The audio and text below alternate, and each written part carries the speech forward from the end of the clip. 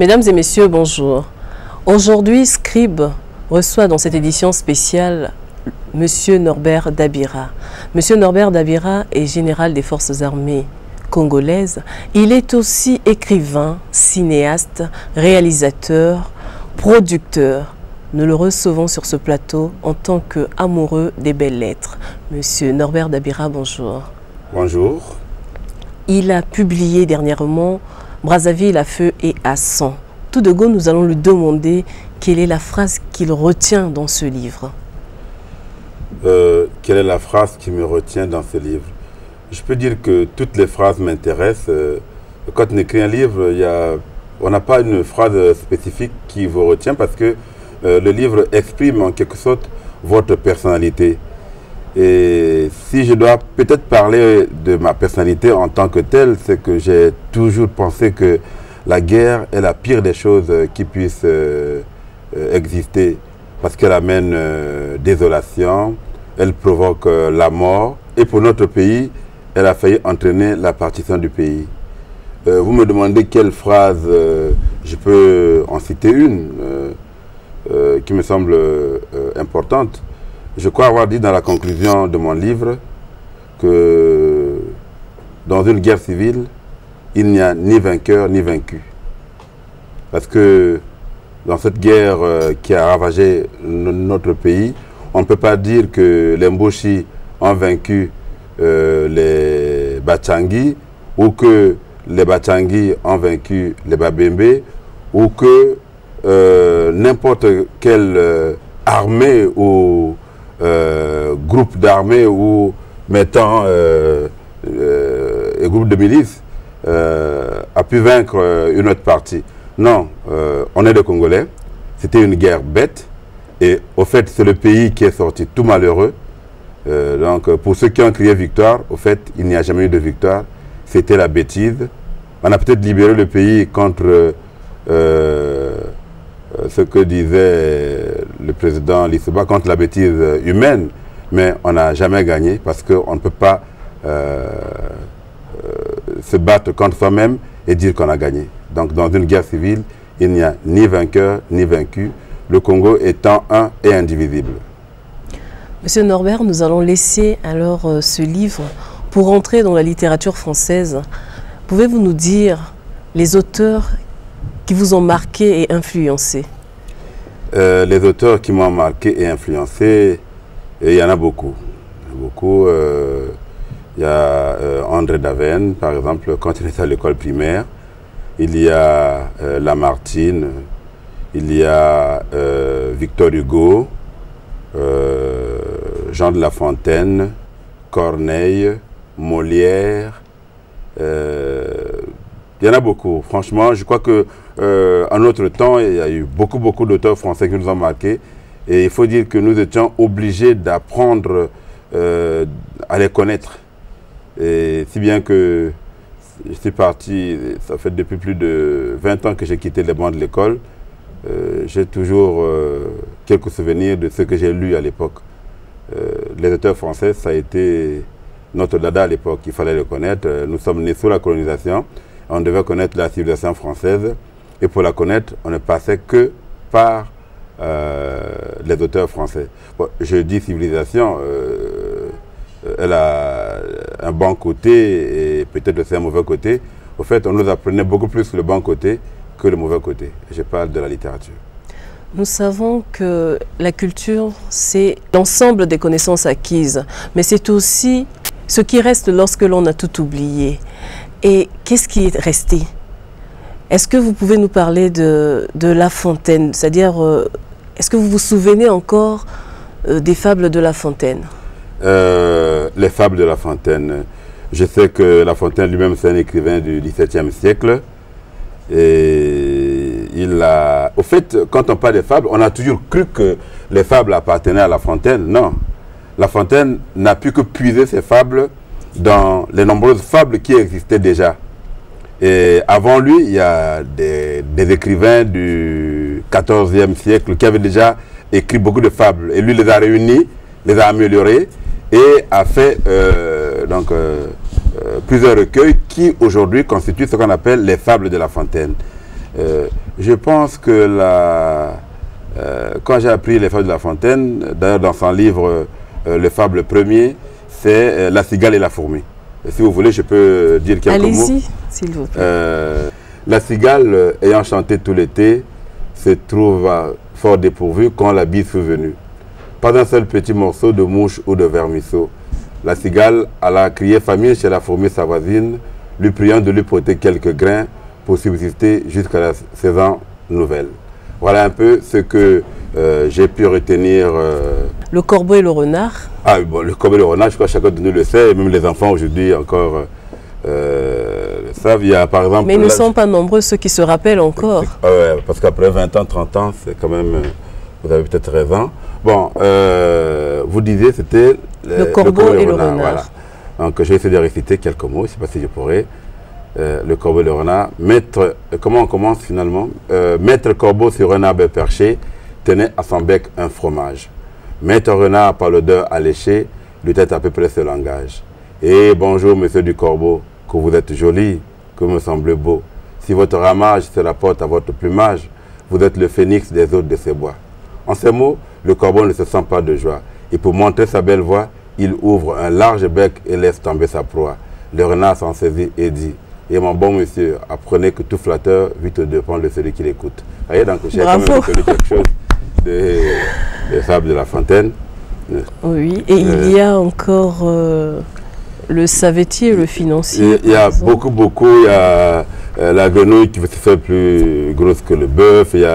Bon, parlant du savetier et du financier, puisque vous en parlez, je dois dire que le savetier et le financier est d'abord une leçon.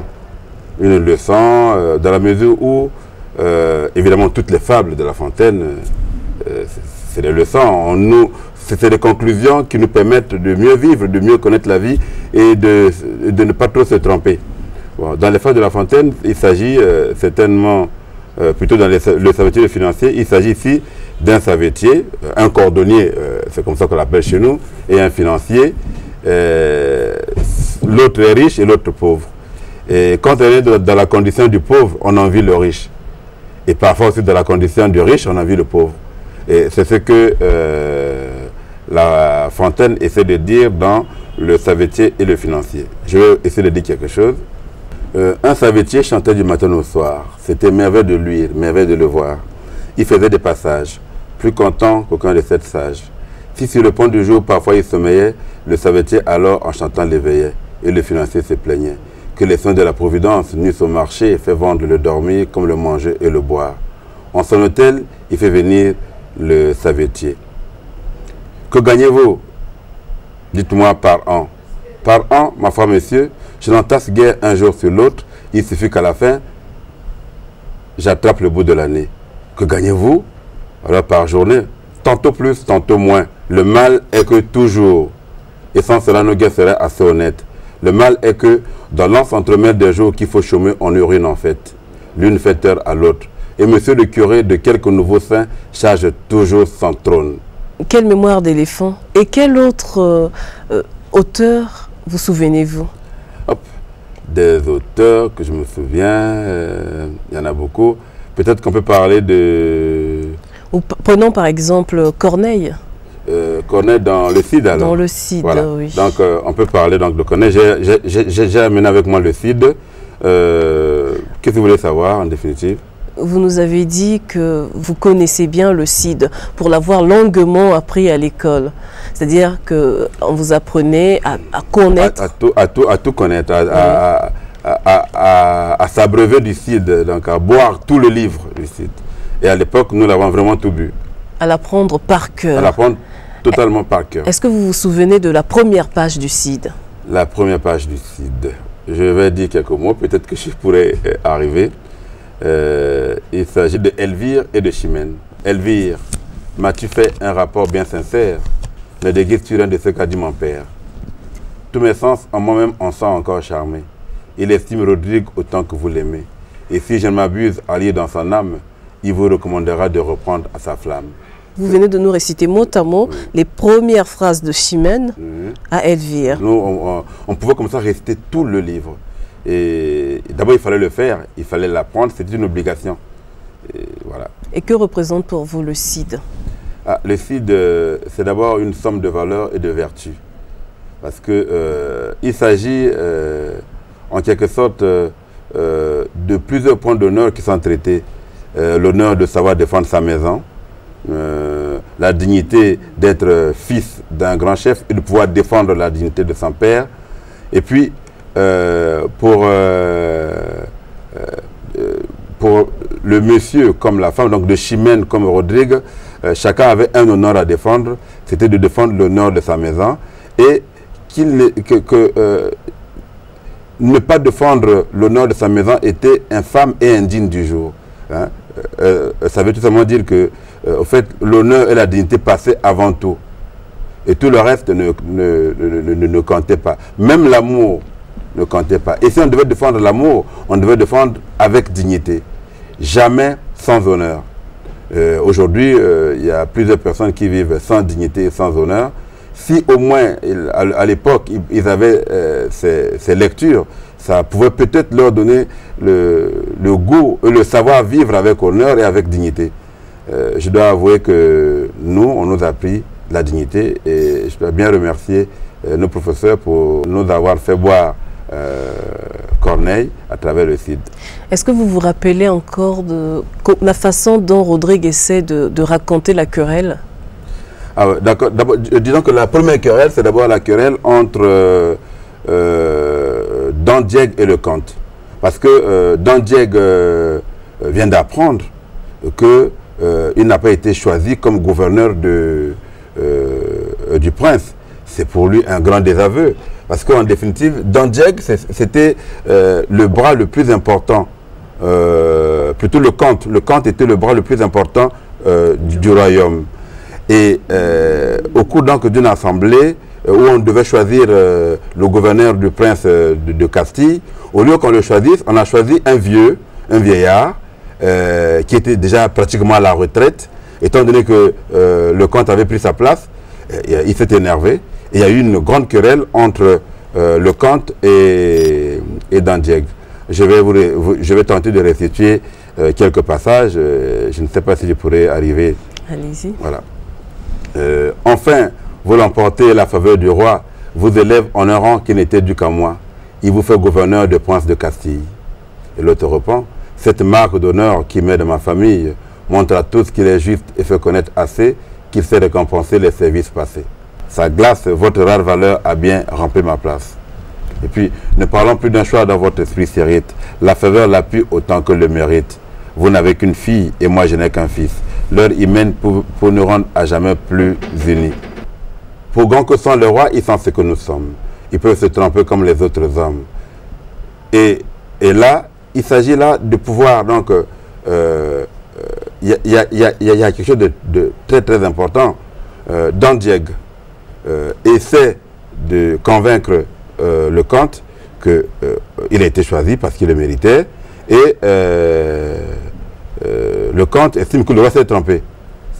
Et pour pouvoir abaisser le roi, il dit, les rois sont ce que nous sommes. Ils peuvent se tromper comme les autres hommes. On oublie que le roi, hier, était considéré comme un dieu et qu'il était le représentant du dieu et que le roi et l'église n'en faisaient qu'un à l'époque. Donc, blasphémer l'autorité du roi, c'était comme si on blasphémait Dieu. Et là, Dandieg venait donc de commettre la plus grosse bêtise de sa vie. Je vous dis, j'ai le livre en face de moi. Je vais essayer de prendre. Là, c'est donc, elle est dit, pour grand que sont les rois, ils sont ce que nous sommes, ils peuvent se tromper comme les autres hommes. Et justement, là, donc, il ajoute, et ce choix sert de preuve à tous les courtisans qu'ils savent mal payer les services présents. Là, c'est quelque chose que l'on doit aussi savoir. Au fait, l'autre répond, qui que sert son roi ne fait que son devoir. On oublie très souvent que quand on sert un chef, au fait, on fait son devoir. Tout ce que l'on fait, c'est pour ce chef, c'est pour la gloire du chef et non pour votre propre gloire. Si vous servez un chef et vous pensez à votre gloire, vous tombez dans le coup du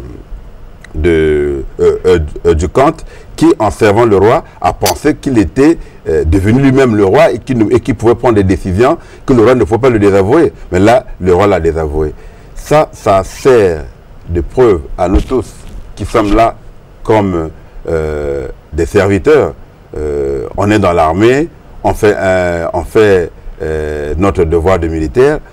On ne doit jamais penser qu'en faisant le devoir de militaire, on doit se substituer au peuple, on doit se substituer aux institutions. Nous le faisons par vocation et par devoir. Nous ne devons pas avoir une attitude qui fasse que nous puissions être confondus aux institutions. Voilà donc un peu la leçon que l'on peut tirer donc, de ce passage qui est très important. Il est d'ailleurs très très lent. Je crois que moi je peux tout citer, hein, je peux absolument tout lire, mais j'estime que ça serait trop lent et ça nous perdrait le temps. Monsieur Norbert Dabira, il y a certainement une deuxième querelle entre Don Rodrigue et Don Diego. Effectivement, il y a une deuxième querelle parce que quand Don Rodrigue apprend que son père a eu une forte querelle avec le comte et que le comte l'a giflé, on dit ça comme ça, giflé, il a donné un soufflet pour défendre l'honneur de sa famille, il a été comme obligé d'aller se battre avec le comte. Le comte qui est le père de Chimène. Le comte qui est le père, c'est une histoire assez difficile. Le comte, le père de Chimène, il adore Chimène et il doit défendre l'honneur de sa maison. Il a choisi de défendre l'honneur de sa maison, sachant qu'il va perdre Chimène. Donc, l'honneur avant tout, l'amour après. Je vais tenter de restituer, si possible, un peu. Je ne sais pas si je pourrais, mais enfin, on va le faire avec... je vais se le dire. Rodrigue, as-tu du cœur, tout autre que mon père le prouverait sur le digne ressentiment à ma douleur bien doux. Je reconnais mon sang à ce noble courroux. Ma jeunesse revue dans cette ardeur si prompte. Viens mon fils, viens mon sang, viens réparer ma honte, viens me venger. D'un affront si cruel qu'à l'honneur de tous deux, il porte un coup mortel, d'un soufflet. Il s'agit ici du fait que, parce qu'il faut que j'explique, parce que si je n'explique pas, les gens vont avoir l'impression que c'est tout simplement de l'arrestation simple.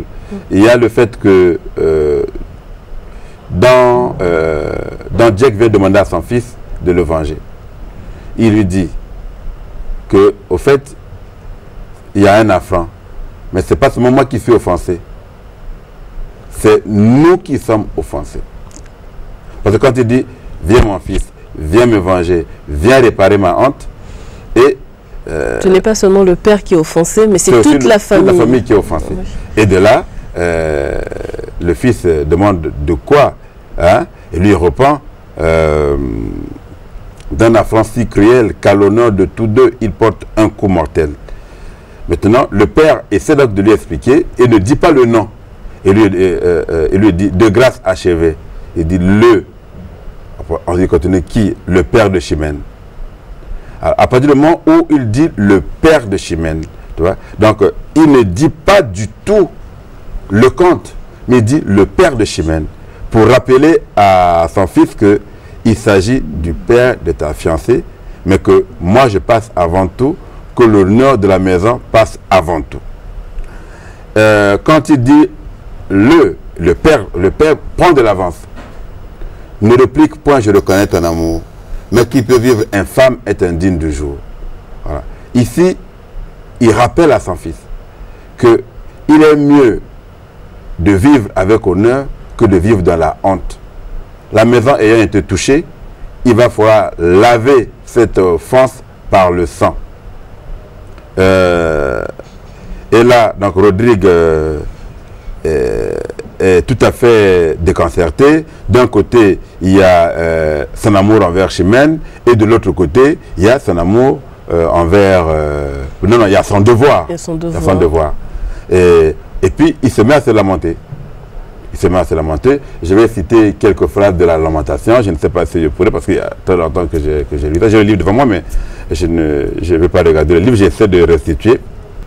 Percé jusqu'au fond du cœur d'une atteinte imprévue aussi bien que mortelle, misérable vengeur d'une juste querelle, malheureux objet d'une injuste rigueur. Oui, donc ici, Rodrigue, qui, tout à fait troublé, ne sait même pas encore qu'est-ce qu'il doit faire. il essaie de représenter ce qu'il a comme problème. Il dit percer jusqu'au fond du cœur d'une atteinte imprévue. Parce que jamais il n'aurait prévu que son père se chamaillerait avec le père de sa fiancée. Parce que c'était au moment où il voulait demander la main de sa fiancée que la querelle a eu lieu. Et il ne sait pas que faire. Et c'est pourquoi il dit percer jusqu'au fond du cœur d'une atteinte imprévue aussi bien que mortelle. Pourquoi il dit mortelle? Parce qu'il s'agit de laver cet affront par le sang. C'est meurs ou tue. Il y a deux choses. À l'époque, il n'y avait pas autre chose. Quand les gens se battaient à l'épée, c'était meurs ou tue. Et là, où il mourait, dans la dignité, où il vivrait, dans l'honneur.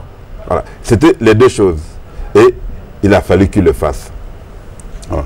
Dans ces conditions, que fait donc Don Rodrigue? À la fin, il dit « Je dois tout à mon père avant qu'à ma maîtresse. » Parce qu'il y a quelque part, il dit « Amour, honneur, bonheur. » Donc, il cite un peu tout ce qui a trait à son problème qu'il a. Mais à la fin, il dit « Je dois tout à mon père avant qu'à ma maîtresse. » Et il ajoute que je ne dois pas être accusé d'avoir mal défendu l'honneur de ma maison. C'est aujourd'hui ce qui n'existe plus. Plus personne n'a d'honneur en définitive. Aujourd'hui, l'autre jour, en causant avec un journaliste, il ne faisait pas de différence entre le fait que le pays, c'était le pays, et les querelles politiques à l'intérieur étaient les querelles politiques. Et le pays, il y avait d'abord l'honneur du pays qui passait avant les querelles politiques. On n'a plus cette civilisation. L'esprit patriotique. L'esprit patriotique et tout ça, on n'a plus ça. Mais nous, à l'époque, on nous a appris à avoir, à travers des livres comme le Cid, où lui il dit par exemple père, maîtresse, honneur, amour. Voilà, il situe père, maîtresse, honneur, amour. De ces quatre choses, qu'est-ce que je dois respecter et qu'est-ce que je dois prendre? Est-ce que c'est mon père? Est-ce que c'est ma maîtresse? Est-ce que c'est mon honneur? Est-ce que c'est mon amour?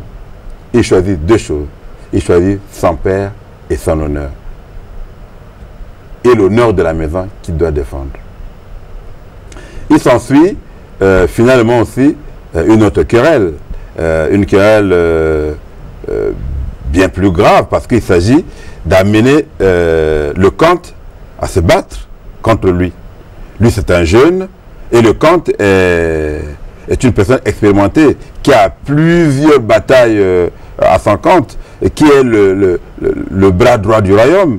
Et ce petit monsieur qui n'a jamais combattu, qui est un petit chevalier, qui va aller affronter le comte qui est, comme qui dirait aujourd'hui, le chef d'état-major des armées congolaises. Disons, à l'époque, c'est le chef d'état-major des armées de la Castille.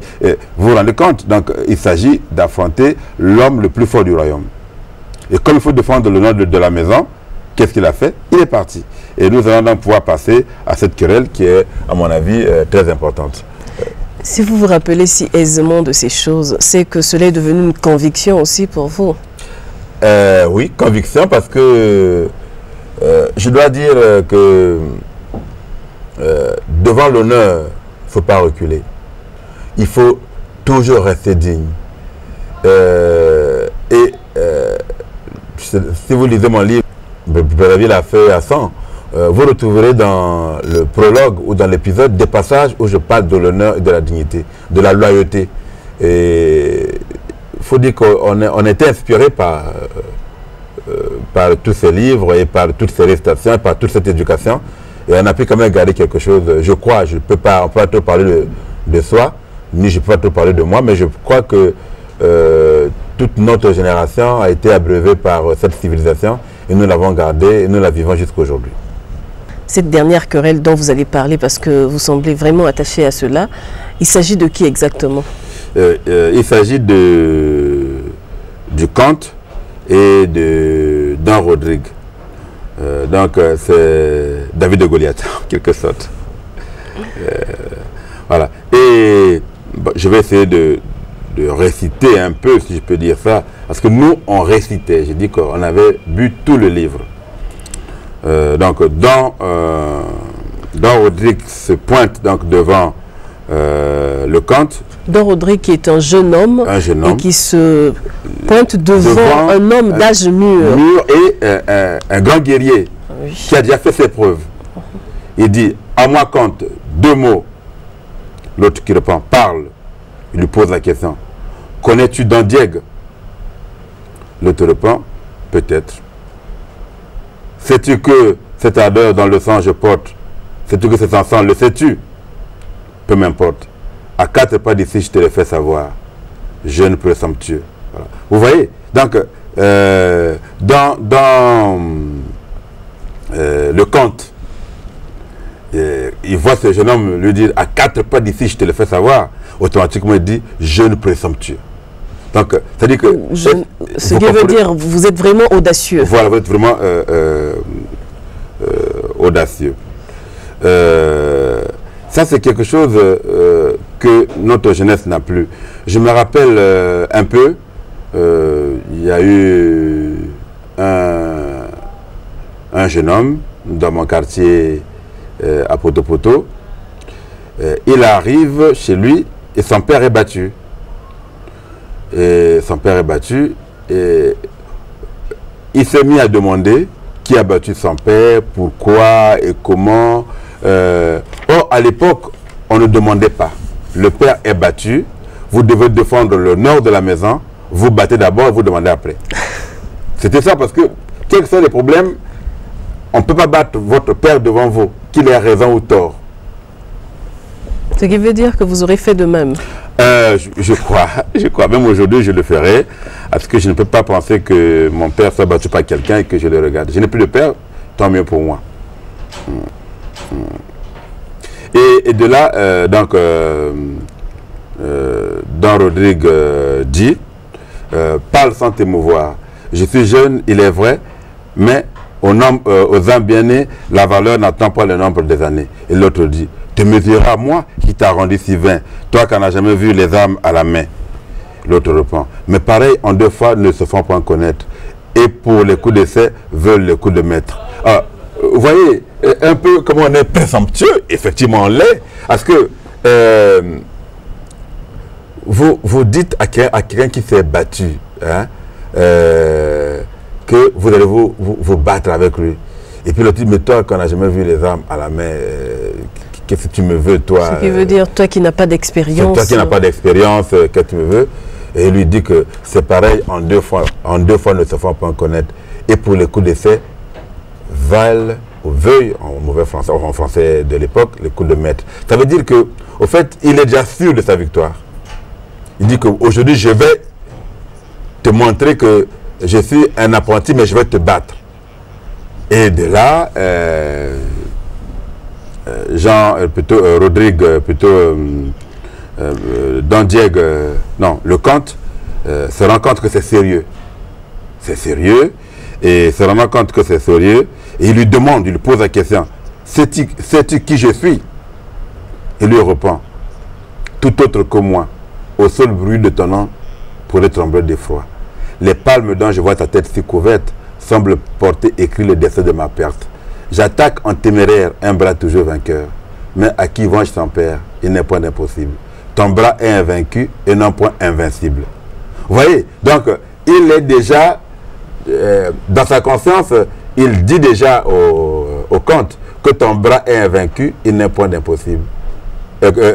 Ton bras est invaincu, non point invincible. Mais à qui venge son père, il n'y a rien d'impossible. Il ira jusqu'au bout, jusqu'à la mort. C'est-à-dire, il prévoit aussi sa mort. Et là, il y a donc un autre aspect qui est aussi important. Et c'est lequel? C'est quand le comte se rend compte que, effectivement, le petit monsieur est prêt à tout. Il essaie de l'amadouer. Mais peine perdue. Il lui dit, ce grand cœur qui paraît au discours que tu tiens, par tes yeux chaque jour se découvrir au mien. Et croyant voir en toi l'honneur de la Castille, mon âme avait perdu te dessiner ma fille. Je sais ta passion et suis ravi de voir que tous ces sentiments cèdent à ton devoir, que ta haute vertu réponde à mon estime, et que voulant pour gendre un cavalier parfait, je ne me trompais pas du choix que j'avais fait. Très peu d'honneur pour moi suivrait cette victoire, avec sans péril, en triomphe sans gloire. On te croirait toujours abattu sans effort, et j'aurais seulement le regret de ta mort. D'une indigne pitié, ton audace est suivie. Qui m'ose ôter l'honneur, craint de m'ôter la vie. Retire-toi d'ici, marchant sans discourir. Es-tu cela de vivre? As-tu peur de mourir?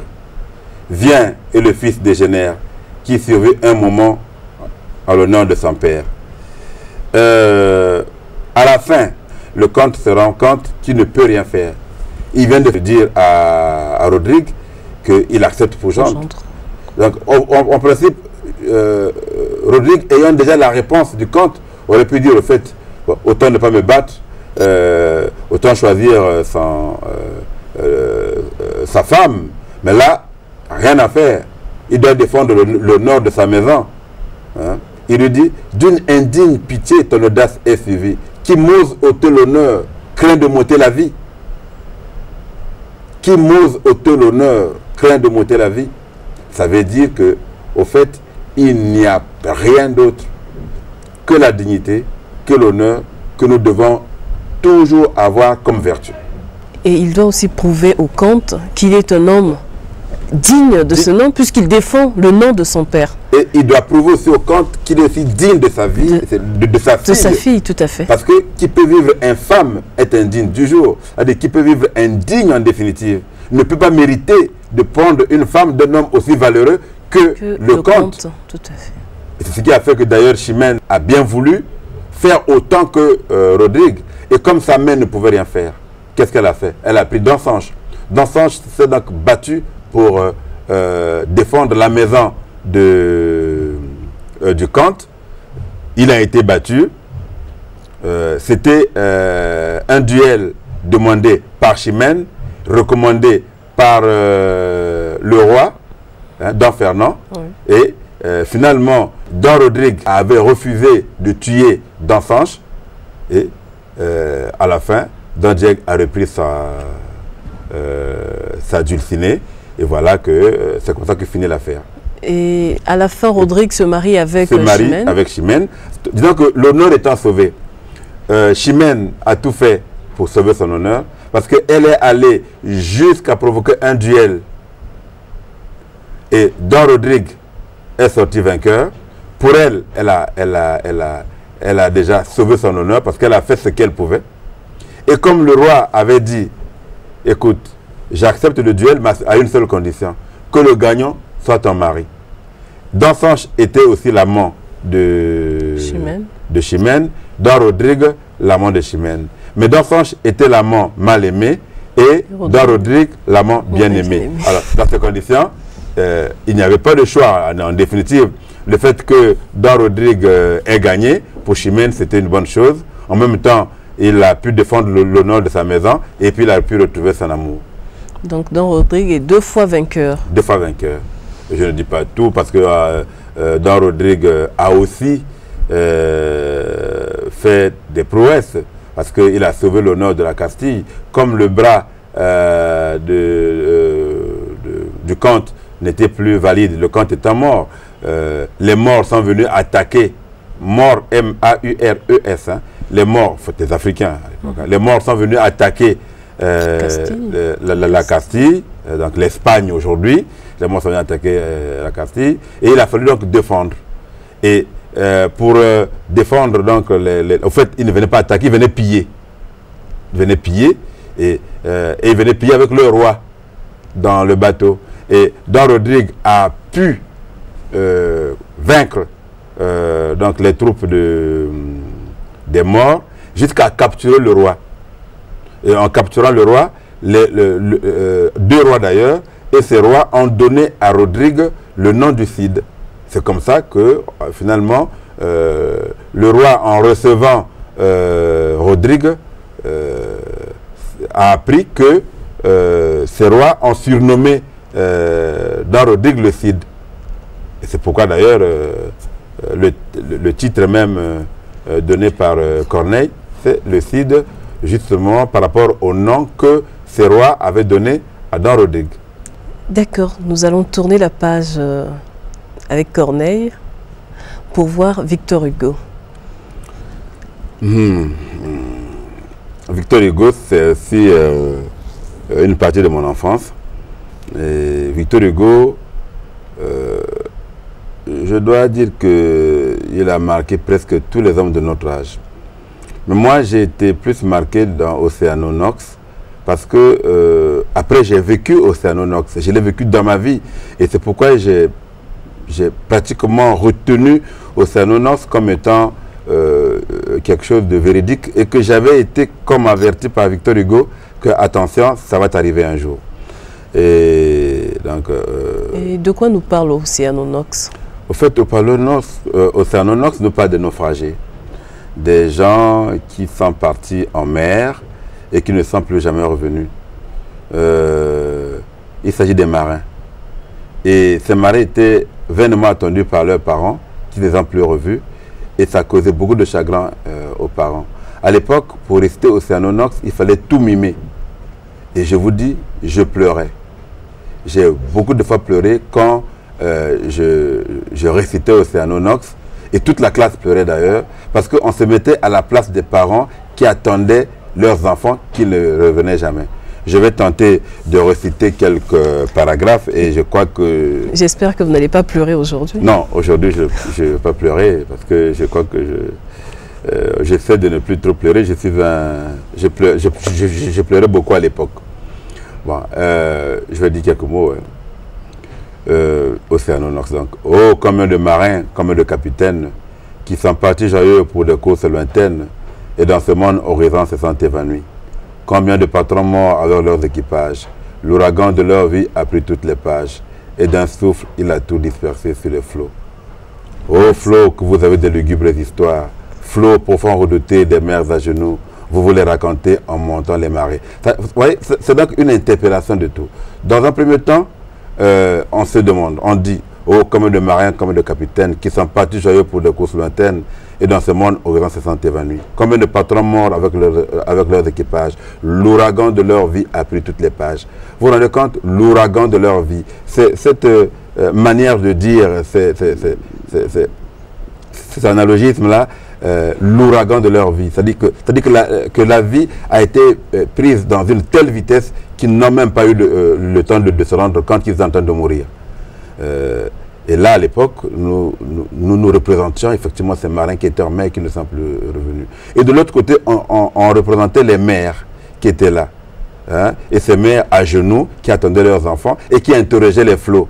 Ô flots que vous avez des lugubres histoires, flots profonds redoutés des mers à genoux, vous vous les racontez en montant les marées. Et ces mères-là avaient l'impression que quand les vagues étaient en train de pouvoir gesticuler, qui se racontaient des histoires, au fait que ces vagues se moquaient de ces mères qui attendaient longtemps leurs enfants qui étaient partis. Et quand on se représentait tout ça, on disait, au fait, on pleurait parce qu'on disait que nous aussi, on vivait les faits. Et moi, je dois vous dire que je l'ai vécu parce que vous savez que je ferai l'effort de ne pas pleurer. J'ai perdu mon enfant dans ces mêmes conditions. J'avais accompagné mon fils à l'aéroport. Il est parti. En montant l'avion, il n'est plus jamais revenu. Et j'ai beaucoup pleuré. Et je sais que je me suis rappelé aussitôt d'Océanonox. Et quand les journalistes de TV5 sont venus m'interviewer, quand j'ai récité Océanonox, je vous dis, la journaliste... elle était en même temps caméraman. Elle tremblait avec sa caméra et m'a demandé d'arrêter parce qu'elle avait aussi pleuré. Et on s'est mis tous deux à pleurer. Alors, vous voyez, donc c'est quelque chose qui sort au fond de soi-même et que l'on exprime parce que l'on le ressent. Et de là, au moment où je l'exprimais, cette dame qui me filmait a eu le même sentiment que moi. C'est représenté tant les morts d'Océanonox, tant les morts de l'UTA, de l'accident de l'UTA. Et ces deux incidents extrêmement malheureux ont fait que tous deux nous plongeons dans cette complicité de malheur et nous nous sommes mis à pleurer. Monsieur Norbert Dabira, c'est vrai que là, c'est une page triste de votre vie, mais nous allons voir, nous savons que vous êtes un homme qui est attaché à votre terroir, à votre village. Alors, Milou, la terre natale, qu'est-ce que ça vous rappelle? Milou, la terre natale, ça doit être de la Martine. Je crois que ça doit être de la Martine. Milou, la terre natale, c'est un peu comme Victor Hugo. Ça fait revivre un peu, au fond de soi-même, l'amour envers la patrie, l'amour envers son village. Ça vous remet aux valeurs même des enfants qui sont nés au village. Vous savez, quand je pose une question à un jeune, tu es né où? Quand il dit que je suis né à Brazzaville, je conclus que, bon, né à Brazzaville, ça veut dire qu'il ne connaît pas le terroir et que ce qui n'est pas toujours vrai. Mais on a toujours l'impression que quand on dit qu'on est né au village, c'est un point d'honneur d'être né au village. Pour moi, c'est un grand point d'honneur que d'être né en Boma, dans le district à l'époque des Vaux. Aujourd'hui, c'est le district de Ngoko. Quand nous récitions la Martine, je me représentais, plutôt quand on récitait Milou, la terre natale, je me représentais aussitôt Mboma. Je disais, au fait, la Martine m'a appris à aimer mon village, parce qu'il a aimé son village autant que j'aime Mboma. Donc voilà, je peux donc vous citer un peu quelques extraits, si je me rappelle encore. Mili ou la terre natale. Pourquoi le prononcer ce nom de la patrie? Dans son brillant exil, mon cœur en a frémi. Il résonne de loin dans son âme attendrie, comme les pas connus ou la voix d'un ami. Montagne que voilaient les brouillards de l'automne, valant que tapissaient les givres du matin, seul dans les mondeurs effeuillait la couronne. Vieille tour que le soir doré dans les lointains, mur noirci par les ans, coteaux sentiers rapides, chaumière où du foyer intercellait la flamme, toi que le pèlerin aimait avoir fumé, objet inanimé, avez-vous donc une âme qui s'attache à notre âme et la force d'aimer? Vous voyez, donc Lamartine interroge son village. Parce qu'un village est fait d'objets inanimés. C'est des maisons, c'est des arbres, c'est tout ce qu'il y a autour. C'est même le pilan. Donc il dit objet inanimé. Avez-vous donc une âme qui s'attache à notre âme et la force d'aimer? Donc il donne au village une âme et il interroge. Et cet amour qu'il a, je dois dire que je l'ai pour mon village. Et c'est pourquoi je me dis que à l'époque, la littérature ne servait pas seulement à lire et à comprendre français, ça servait aussi à l'éducation, ça donnait une certaine valeur, ça donnait aussi des vertus. Et je crois que là, nous avons appris à aimer nos villages. Et c'est une vertu que très peu de Congolais ont aujourd'hui. Et j'en suis très fier. Il y a aussi un autre écrivain, Boileau. Est-ce que... Boileau, Boileau, je n'ai pas retenu grand-chose de Boileau. Il a écrit Les Bruits de Paris. Ah oui, bon, Les Bruits de Paris, oui, oui. Bon, j'ai retenu une phrase parce que, au fait, j'essaie de me représenter ce que nous vivons ici. Et très souvent, ces phrases que je retiens de ces livres vont un peu de notre propre vie. Et en faisant l'analogie, je me retrouve un peu. Boileau, dans Les Bruits de Paris, parle de quelque chose de suffisamment important. Et il dit, je cite, qui frappe l'air bon Dieu. Bon, il s'agit ici là des cloches, hein, des cloches de Paris. Et quand un homme meurt à Paris, à l'époque, au XVIIe siècle, toutes les cloches étaient en train de sonner, ça faisait beaucoup de bruit. Alors, et puis ça les gens sourds, les gens cardiaques pouvaient mourir. Et Boileau s'est donc révolté contre cet état de choses. Et à une occasion, il s'écrit donc en disant « Qui frappe l'air bon Dieu dans ces lugubres cris ?» Et c'est donc pour veiller qu'on se couche à Paris. Donc, vous voyez, et il conclut, pour honorer les morts, font mourir les vivants. C'est un peu ce qui se passe chez nous, ici, aujourd'hui. Quand les gens vont au cimetière, au fait, ils partent honorer les morts. Mais quand ils reviennent, ils font un tintamarre, se mettent à rouler à tombeau ouvert. Et très souvent, il y a des morts. Et ces morts-là, qui sont partis honorer les morts, ils ont fait mourir les vivants. Parce que, au fait, vous vous rendez compte que ces gens qui sont partis enterrer le mort ne sont pas partis pour mourir à leur tour. Mais en revenant, ils sont morts. Et on vit ça chaque jour pratiquement. Et Boileau, donc quand je pense à Boileau et je vois ses morts, je dis au fait Boileau avait déjà bien fait et prévu à l'époque qu'il ne faut pas du tout se permettre de faire comme ça. Parce que quand on va enterrer un mort, c'est pour le laisser dans sa dernière demeure et non pas pour mourir avec lui. Monsieur Norbert Dabira, nous arrivons à la fin de notre rubrique. Mais avant de terminer, quelle est la leçon que vous tirez de tout ceci? La leçon que je tire de tout ceci est simple. C'est d'abord un peu, je voudrais faire une légère critique de notre système scolaire. Hier, nous apprenions tout ceci, c'était pour apprendre la vie, pour connaître la vie et agir en conséquence. Aujourd'hui, je me demande si c'est toujours la même chose. Est-ce que quand nos jeunes vont à l'école, les maîtres, les professeurs essaient de leur apprendre la vie, essaient de leur dire que c'est comme ça que doit se comporter quelqu'un dans la société? À notre époque, le pillage même était une honte. Aujourd'hui, le pillage est devenu une vertu. Et qu'un père ne peut pas accepter un enfant qui vient avec une télévision à la maison piller. Donc, il y avait d'abord un problème d'honneur et de dignité de la famille. Je retiens que la vie, en définitive, s'enseigne aussi à l'école. Et qu'aujourd'hui, notre corps enseignant doit faire de telle sorte que les enfants que nous leur envoyons pour apprendre quelque chose deviennent des adultes en apprenant auprès d'eux, en apprenant ce genre de lecture, parce qu'en définitive, ça enseigne quelque chose et ça éduque. L'éducation est, je crois, la partie la plus importante de tout ce que je viens de lire. Que l'on parle de La Fontaine, chaque fable conclut par une morale. Que l'on parle du Cid, ça conclut par une morale. Que l'on parle de Boileau, ça conclut par une morale. Tout ce que nous lisons nous concluait par une morale pour dire que, au fait, la vie, c'est cela. Mais aujourd'hui, est-ce que nous sommes encore là? Je ne sais pas. Je veux tout simplement savoir que la dignité et l'honneur ne se marchandent pas. Merci beaucoup. Merci, Monsieur Norbert Dabira, d'avoir accepté de vous prêter à cet exercice. Nous avons beaucoup appris de vous aujourd'hui. Nous avons appris que l'éducation, l'enseignement d'hier n'est pas la même chose que l'enseignement d'aujourd'hui. Hier, vous apprenez, pas pour apprendre, mais pour forger votre personnalité. Vous apprenez des principes nécessaires à la vie. Merci, au revoir. Mesdames et messieurs, c'était là votre rubrique Scribe. À présent, un peu de musique avant de retrouver. Salut les amis.